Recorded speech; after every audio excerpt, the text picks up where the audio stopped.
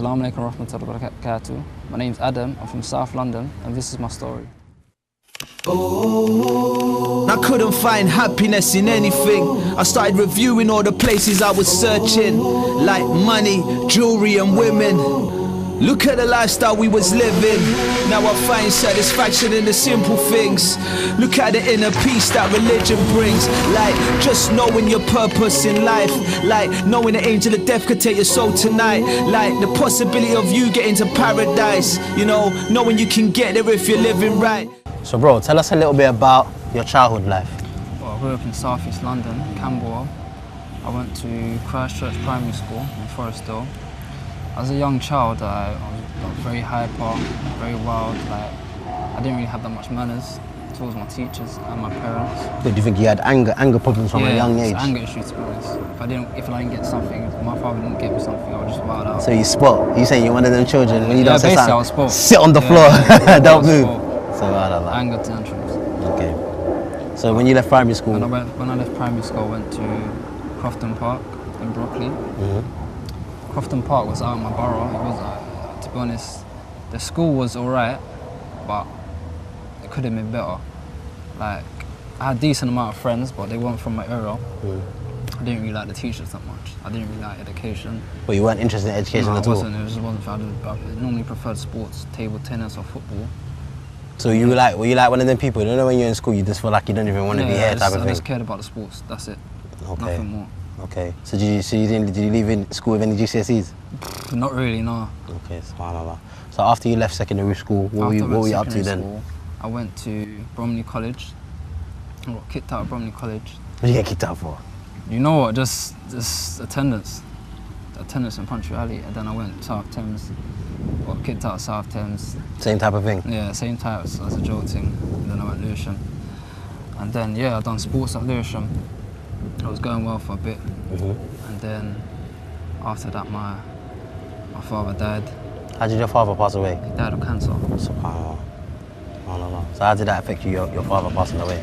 You know what, it affected me a lot because I was just trapped. Like, I didn't want to do nothing no more. I didn't want to speak to no one. I just kept myself closed. I didn't want to speak to my friends, my family. Yeah, I just felt lost. So you just kind of like kept yourself like in a bit of a shell? Exactly. Did your family, did like your mom and your extended family, did they realize what you were going through at that time? Yeah, I think they did, but I just didn't want to acknowledge them. I just wanted to keep myself to myself. Do you feel like did you kind of like go into like a state of depression or? I did a bit, yeah, I did. How deep were we talking here? It was deep, it was very deep. Like, I wanted to see a counsellor, but that didn't really help. They asked too much questions. That's their job though? Yeah, that's their job. But it's uncomfortable, yeah, I know. Too much personal questions and yeah. So from there, where did your life go from there? From there, it didn't really change much. My brother died, he got murdered. How did you get murdered? He got stabbed. Tell us a story. Basically, he got stabbed in East Dulwich football ground at a party. I met him on a Friday and he was going to the party. He told me not to come. And he still went with a couple of friends. They had an argument at the party. They took it outside. They chased him for about, I think, 3 minutes or something. They obviously got on the bus. They took him off the bus, stabbed him 24 times. 24 times? What, one individual? Less than a minute. SubhanAllah. Did he die in the scene? No, he died in hospital. Was it like a group? Yeah, it was about 4 of them. SubhanAllah, 24 times, that's deep, man. It's deep, it's deep. SubhanAllah. So I can't imagine, how did that affect you at that time? I just thought, that's it, my dad's gone, my brother's gone. Like, there's no point being there. I used to question God, why is this happening to me? Why is my family members dying like this? And what was the time period between your dad and your brother passing away? It was like a year and a half. Yeah, that's a short period, man. Yeah, it's a short period. So I know you were saying that when your father passed away, you went into depression. So what happened now when your brother passed away? I just thought, that's it. I just give up on life. I just wanted to go, fam, to be honest. Like you just didn't want to be on this earth? I just had a dead heart. Just didn't want to be on the earth. Kept on questioning God. Like, why is this happening to me every time? My brother's dead now. I just give up. So then, what then took place in your life? After that, I went to study a security course, 13 days to get my SIA badge. Now I'm working part-time, trying to get on with my life. And yeah. So let's go back a little bit. Your father passed away, your brother got murdered, and you said you were questioning God. So tell us a little bit about, before you came to Islam, what was the run-up? Because what was going on in your life? Because if you're questioning God... To be honest, like, I had a rough life. I had a rough upbringing. I lived in one bedroom flat in Camberwell with my father and my brother whilst my dad was sick. We used to sleep on the floor every night. I used to get cramps in my leg. Like, so you witnessed your dad deteriorate? Yeah, deteriorate. One social worker came over and said, you know, your dad's gonna die. I didn't know, when he said that, I didn't know what to do. I just felt like in tears. And what age were you at this time? I was about 13. Wow. Carry on. And yeah, from there, I just witnessed it. He's deteriorating, he's getting worse and worse. Every time he's saying to me that, don't worry, things are gonna be fine. But I know he was just lying to me. He just didn't want to see me hurt. But yeah, I just took it to heart. And yeah, I tried to keep strong and, you know, have a bit of faith. But it wasn't there. It wasn't there. It wasn't there at all. So what age exactly was you when your dad passed away? I was about 15. 16. Okay, so let's get back. So now you said your dad passed away, your brother got murdered. You kind of had enough of life. Now what?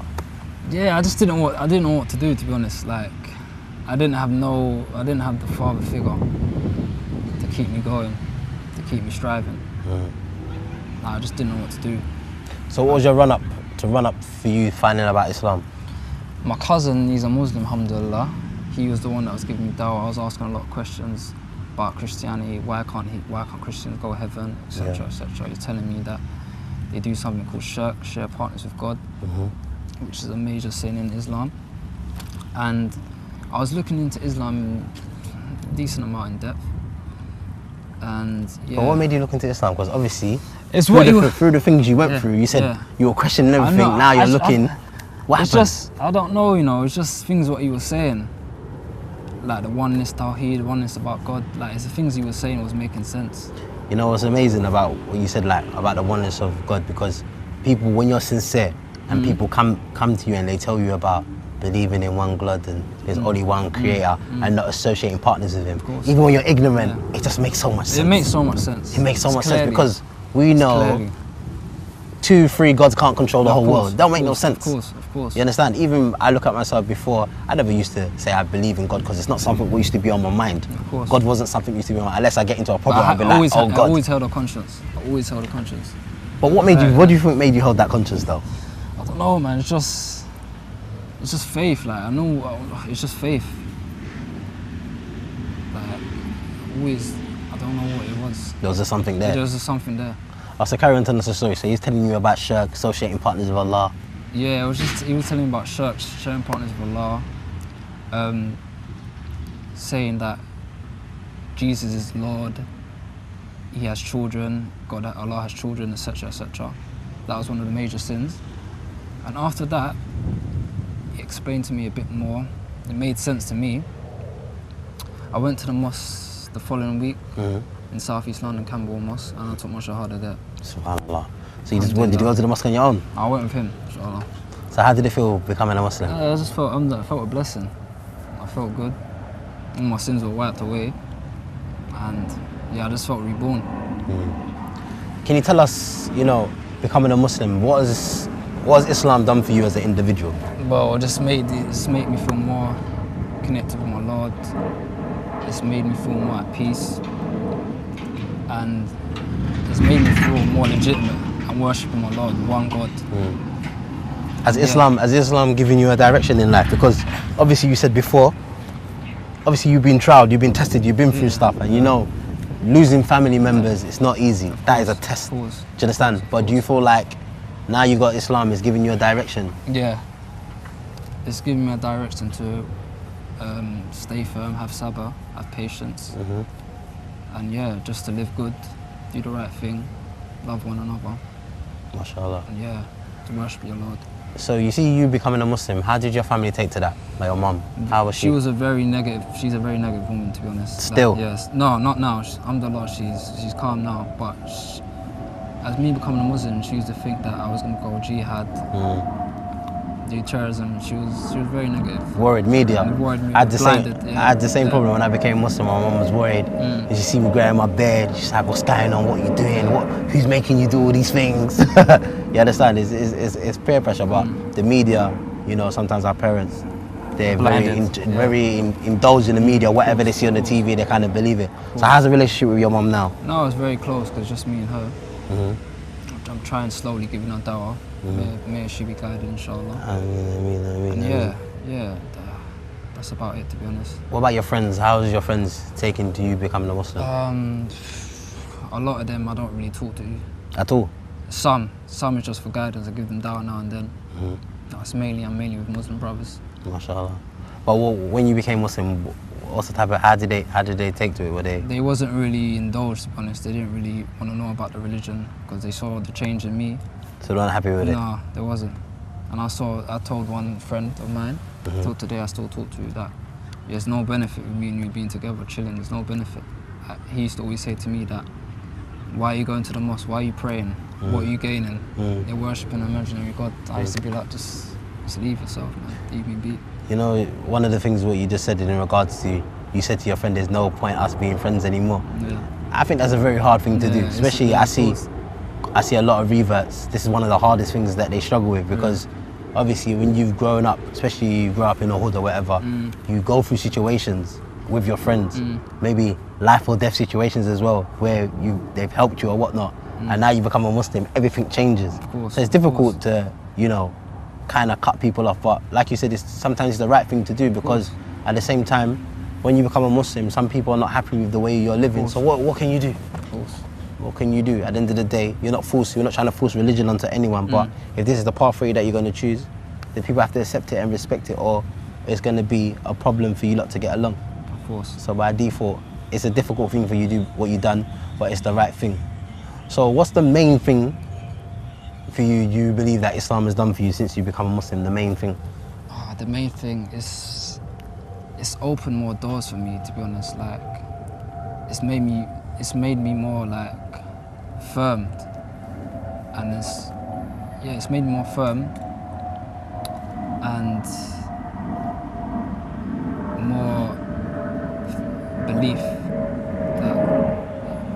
more belief that Allah is there. MashaAllah. Allah is there. Allah guides who He wills. You know, you as an individual, have you found it hard to embrace things like praying and stuff like that? No, at first I was a bit shy. Like, I didn't really want to ask questions, etc., etc. When I first became Muslim, I wasn't really as much striving as much as I am now. Like trying to learn different things. I don't know why. I just didn't really want to. What do you think made you change though? What gave you that push? The things that made me change is time's wasting. Like, you'll be questioned. Time is going every day. Time is fading away, and it's made me think that I've got to do something with my time whilst I've got it on earth. Now you said you're more striving. Do you feel better in yourself? Do you feel like you're more doing the right thing? Yeah, spirituality. Yeah, I do. So spiritually, you feel better. Yeah, 100%. MashaAllah. Bro, there's many brothers and many sisters who may be watching this video today who come from a similar background from yourself, and they might be struggling with some of the things that you went through. What advice would you be able to give to individuals like that in regards to their lifestyle? I would say to them, you only got one life on this earth, you only live once. Death can come to you any time. Just do the right thing, find guidance, find your Lord. Just find religion. If your intention's right, find religion. Just come off the road. It's all long. Like my family members, my brother and my dad, they didn't die Muslim. They died disbelievers. Like, I don't know what to do. Like, I can't make dawah for them. Nothing. It's in Allah's hands now. And yeah, just show obedience to your parents, your loved ones, your friends. Yeah, and to your Muslim brothers especially, because like I can't do that no more. Like, I can't do that to my brother or my father. Like, none of my family apart from one member is Muslim, and me and him be reunited in Jannah, inshallah. And yeah, to the Muslim brothers and sisters out there, hold on to the rope of Allah. May Allah bless you all and make you steadfast. Yeah. Yeah.